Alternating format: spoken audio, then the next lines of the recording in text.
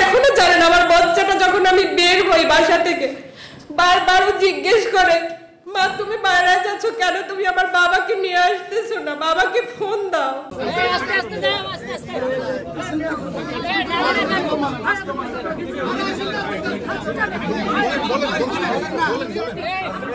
অন্যায় করি নাই, দেশের মানুষকে যে আমাদের না শুধু দেশকে মুক্তি করার জন্য, আমাদের সেভ করার জন্য গণ আন্দোলনের বিকল্প নাই।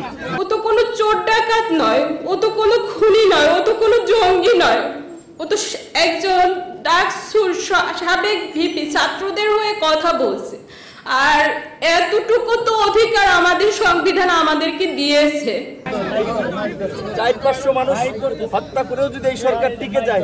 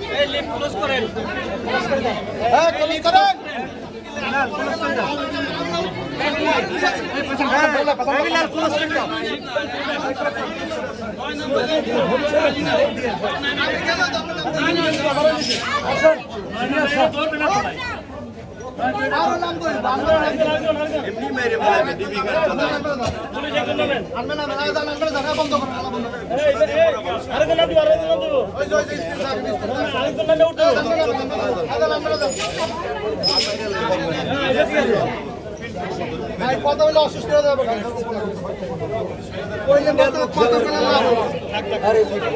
কথা বলে কি